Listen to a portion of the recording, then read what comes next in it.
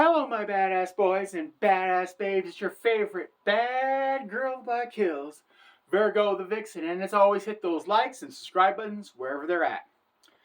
Today, I'm going to do something totally outrageous, and it's going to blow your minds, drop your jaws, whatever you want to call it. Am I going to be telling you about my craziest fantasy that I want to do on my bucket list, which is, ride naked down on a horseback down the middle of Vatican City? That's not it. And for the record, I don't care what the Swiss Guard says about indecency, but that's another story. Am I going to do some sort of, like jump over 5 flaming cars? No, no, no.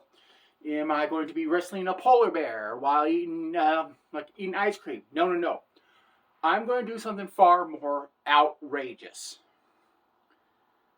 I'm going to tell you about the woman who actually gave me birth. So today, I'm putting away the social satire. I'm putting away, the craziness, the silliness. And today, I'm going to be truthful. Today, this is a new series I call Behind the Camera. And today, I'm going to talk about someone who was or is, depending on your point of view, very important in my life. Now, for the record today, I'm going to be talking about my mother. If I get emotional, please forgive me. It's a very emotional subject, and why am I doing this? Why am I telling you about this amazing woman? Because I think from time to time we can get lost up in the silliness and the craziness of our lives, and sometimes we just need to hear some genuine stories that, just touch our heart, our soul. And today, I'm going to be doing that with my mother. Now, for the record, some of the things that I talk about in my social satire videos about my mother are true. I'm not going to say which, but there are some elements of her in my videos. So without how can we say, any further waiting and suspense, I'm going to tell you about her. Now, for the record, she passed away March 25th, 2022 at 2 p.m. All right, I'm not going to say where, but I will just say it was at a hospital. I had my mother for 45 years of my life. And like I said, please forgive me if I start crying or getting a little bit emotional. I want you to understand this woman. She was an inspiration in my life, but not just my life, but the lives of my friends and the people around me. And I thought today would be a good day to tell you about her. Because of the person she was, has made me the woman I am today. And I am going to tell you some stories. And these are 100% true stories. I am not making them up. About the kind of woman she was. All right. For the record, my mother was a person who couldn't sit still. And the first story I'm going to tell you is, at the age of 71, she was still cleaning houses. All right. I'm not kidding you. She was still cleaning houses at the age of 71. And one winter day, she was outside. She broke her hip. All right. She slipped on the ice. It happens. All right. She got some new plating in her hip and also the femur bone. She did a number. Now, she was supposed to be on rehab for 6 months. This woman was not going to sit down. This woman was not going to, just use a walker. This woman wasn't going to use a wheelchair, a cane. She refused to let these things stop her. She was hell-bent on completing her rehab training as soon as possible, and she pushed herself through it. And she completed her rehab training in a little under around 4 months, to be precise. How do I know this? Because I was the one who took her to her rehab every morning. So when you have a woman who is that strong-willed just to get through stuff because she doesn't want to be sitting around on the couch all day, And if things weren't done her way, she would do it. If you weren't fast enough to help her, she would start. And that's where the second story is going to come in. Because there'd be time we'd be putting up the Halloween decorations, the Christmas lights, or whatever. And I would tell her, if you just give me 5 minutes, I'm doing something else, I'd be more than happy to help you. Her answer was, you should have got that shit done. I'm starting now. If you want to join me, I'm over here. So I've gotten into a lot of fights and silly arguments over things like that.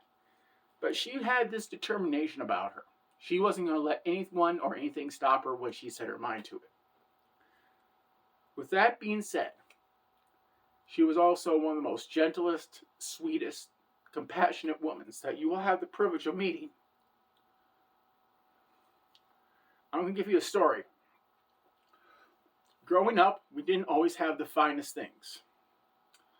My mother got divorced from my sperm donor, or some people call them fathers, when I was 12 years old. That is honest God truth. So money was not exactly flowing into the household. My mom had to work 2 to 3 jobs besides her cleaning gigs. Just put the food on the table, lights on, roof over our heads, the whole 9 yards, because my sperm donor / father didn't like paying child support. But you know what? We always had food on the table. We didn't go without. And one of the things I loved about her, she always made my friends, when they came over to hang out, to play video games, or whatever it was, she always had like little snacks, like cookies, or maybe some Fig Newtons, or something like that.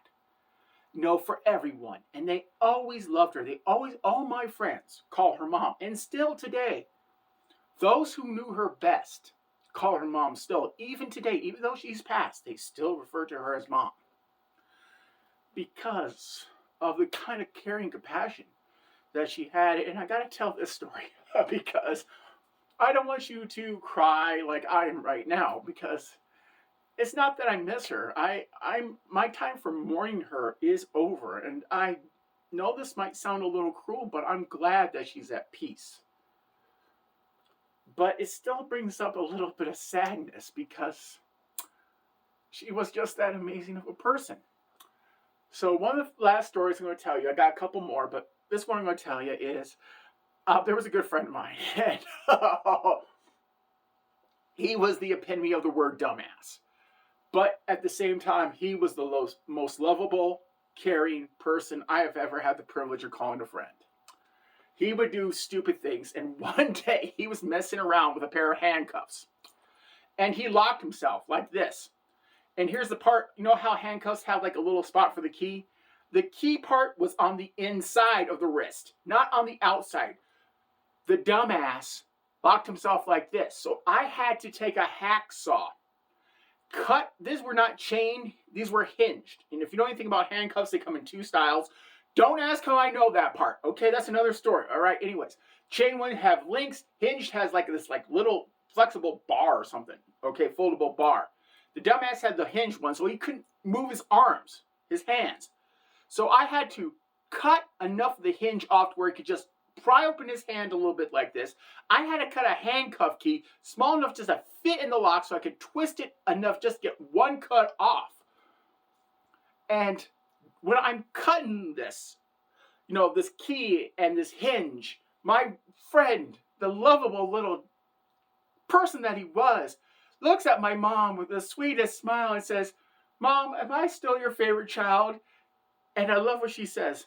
"No, you're still my favorite dumbass."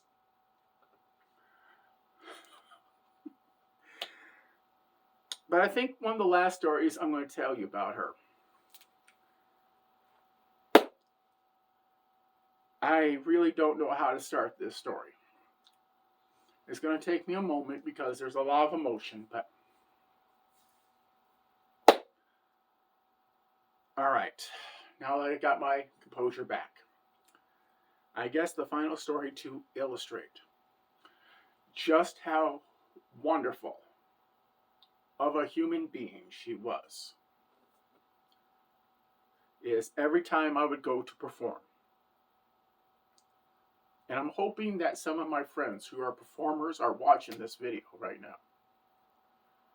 Because some of my performances with the people I perform with, their families aren't always as caring and as compassionate as my mother.